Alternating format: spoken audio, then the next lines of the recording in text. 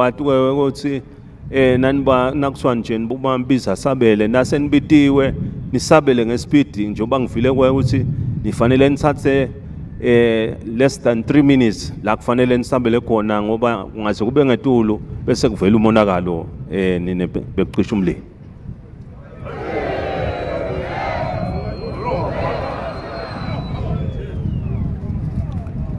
As firefighters, it is important that you have relevant equipment that is going to assist you be able to respond. I am pleased to see the various equipment that has been demonstrated here today that will assist you, enable you to be the quick responder that you are all acclaimed to be. The nation at Sibaya made a clarion call that the nation should indeed support the fire department with all their needed equipment and also upskill their human resource so that they are able to respond, so that no life or property is lost because of needed equipment amongst you as firefighters. I therefore am impressed to see that this equipment is in good use, and assure you that the nation will continue to support you with more equipment to respond across the kingdom. Libutho la kucisha umlilo siyati ke ukuthi live liyakhula ngetakhiwo, liyakhula ngalokwa nangalokwa le kubonala ukuthi nalikhula live kusho kona ukuthi ke tekucisha umlilo tifanele timatche le standard saleyo msebenzi lekhona eveni njoba nje kukhula titezi kukhula konke lokhu sibonile le equipment lapha lekhomba ukuthi noma ngasitezi lesinjani noma ngabe seyinzaba lenjani, kepha ke ngoba ngeminyaka titezi tiyakhula tibe dide kakhulu. Ngake ngafika emaveni la sikhuluma ngabo first world khona ukhanze ukuthi sikhuluma ngema floors simshayele ntanda nina kube kungakhulunywa ngabo 80 floors ushona ledulu kakhulu. Lokumqoka ke ukuthi ke nakwendiwa leyo msebenzi leyo bete kucisha umlilo bafanele babe la eceleni kwaleto takhiwo leto kwendele ukuthi noma ngabe kwentekani kuleyo msebenzi leyo ukhanze ukuthi nanani nivele nilungile ukuthi ningasebenza lo msebenzi wekuphephisa sive nine becisha umlilo.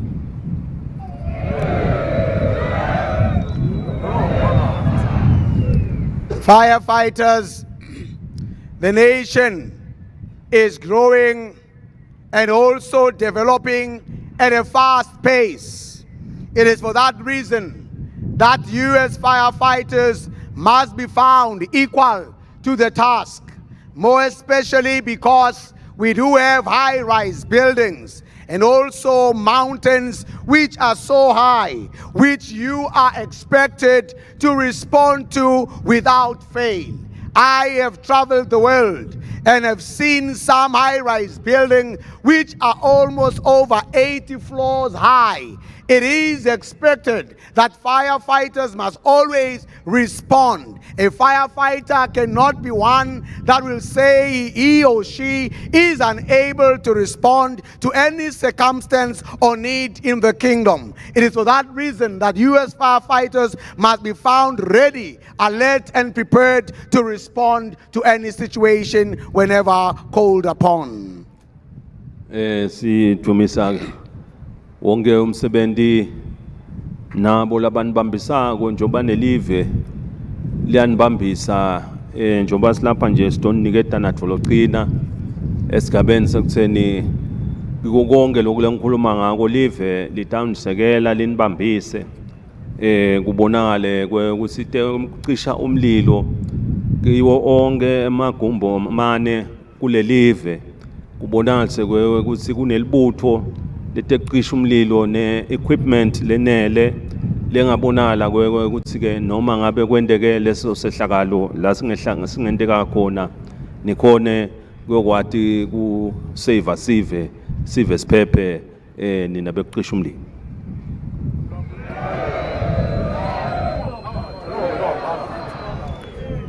I also take this time to applaud those that are in support of the fire and emergency department in various ways. Government also stands in support of the fire and emergency department because it is indeed important that you must have all the necessary equipment that will enable you to respond at all times. Therefore, government will continue to support you at all times.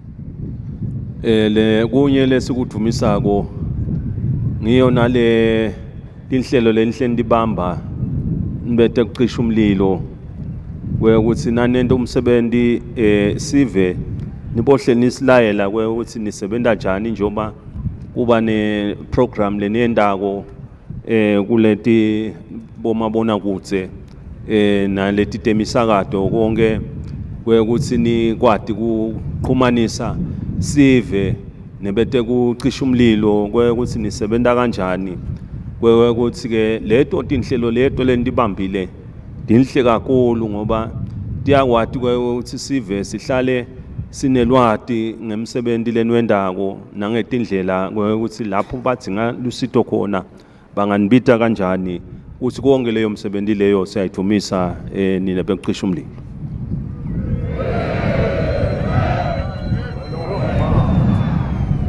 I also like to applaud you for the education that you provide freely on various media and various other platforms on the emergency prevention and preparedness and response to the nation, also equipping the nation to know what to do in times of emergencies and how to also make contact with the fire and emergency services whenever their services are needed. This is indeed a great initiative that I do applaud, and I ask that you continue being informative to the nation and teaching the nation on those best practices.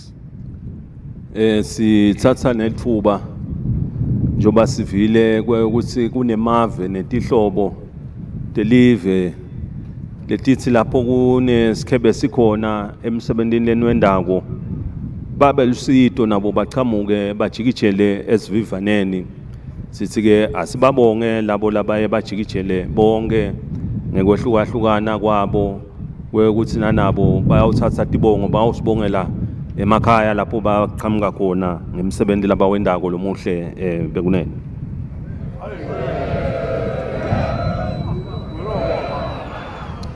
I also want to take this time to thank the generous support of all friends of the kingdom, persons and nations that have supported the fire department whenever the need has risen. I ask that you take our sincere appreciation and gratitude to your various families and nations for the support that you have continued to provide for this kingdom in the fire and emergency department. Nani libutho letekucisha umlilo sijabula ukuthi njoba ni qhamuka kanjena nemihambeni emasiko siye sinibone nani qhamuka seniqhamuka ngilamabutho ongana njoba kunemasotsha kunemaphoyisa kune-correctional services senani bekucisha umlilo nani nibe sekhathi kubonala ukuthi nani solo nilibutho linye ukuthi lokho kuyajabulisa kakhulu kunibonane ukuthi nasifika kutemasiko niyatikhuthalela kakhulu ukuthi nako ke lokuhle ngoba umuntu uNkulunkulu uyawumati ngemhambo wangakubo ukuthi wena usabuka kuphi kanjani nina bekucisha umlilo.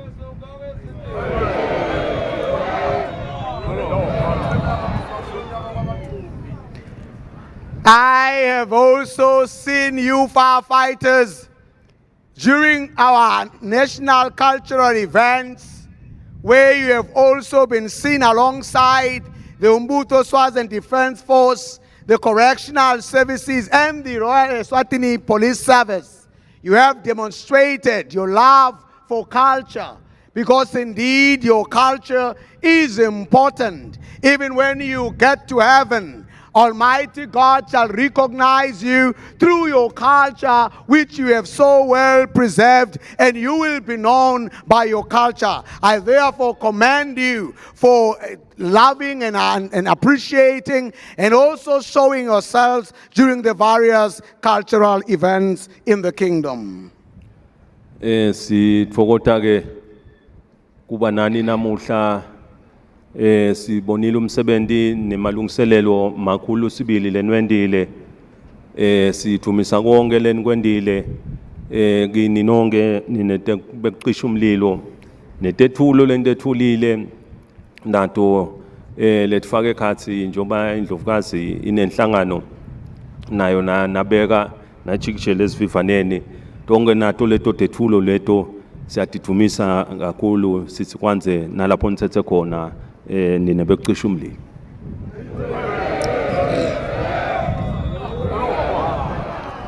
Firefighters, it has been a great joy for us to be here today. We have enjoyed the prepared program that you have so well prepared for us here today. We have seen the various drills performed here, and also the gifts that have been given to us have been much appreciated, especially the gift to Her Majesty, the Queen Mother's Pilani Mswati organization has been a very much appreciated gesture that goes to the elderly amongst us. I would like to thank you for all the gifts given to us today. May God bless you for those gifts. Nekwekusho kwekuthi njoba sekubonakele ukuthi seniqeqeshiwe senilungele ukuthi nani ninelabasha sale nihamba niye titeshini ngekuhlukahlukana la khona lisango letekucisha umlilo batani deploya ngakhona siyakholwa ukuthi yonke indzawo la nihamba khona nawuqhubeka nethembeke kube kuhle niusebente ngebuqotho lo msebenzi wetekucisha umlilo.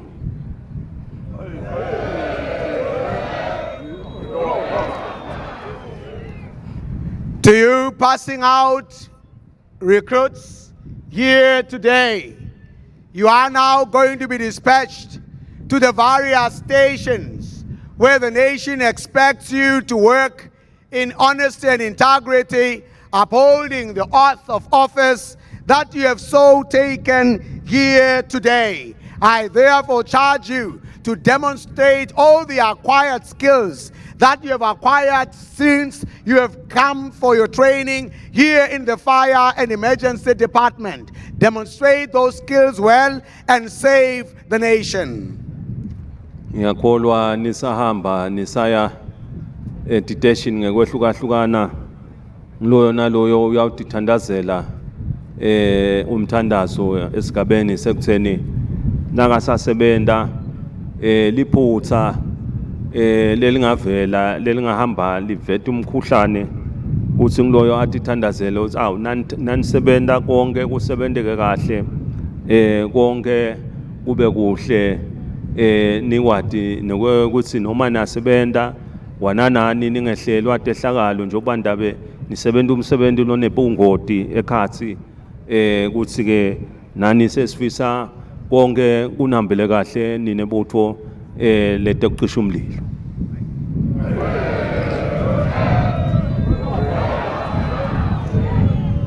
As you go out to your various stations where you are going to be posted, I urge you to pray for yourselves that in your carrying out of your important duties, no life should be lost whilst doing your duties.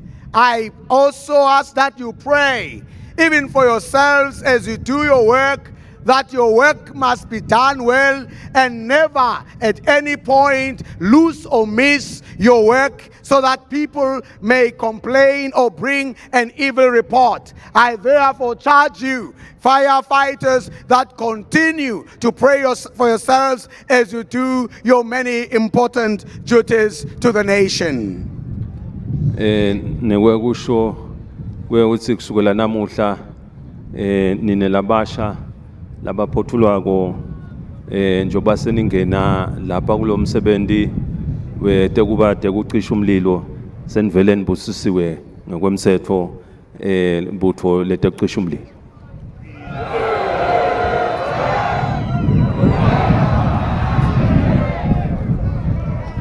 I therefore declare to you firefighters here today that you are indeed blessed under my hand to move out as professional firefighters and work for the nation here today. Siyabonga uNkulunkulu asibusise sonke bekunene. I thank you. May Almighty God bless us all. Bayethe wena waphakathi wena ungangezindaba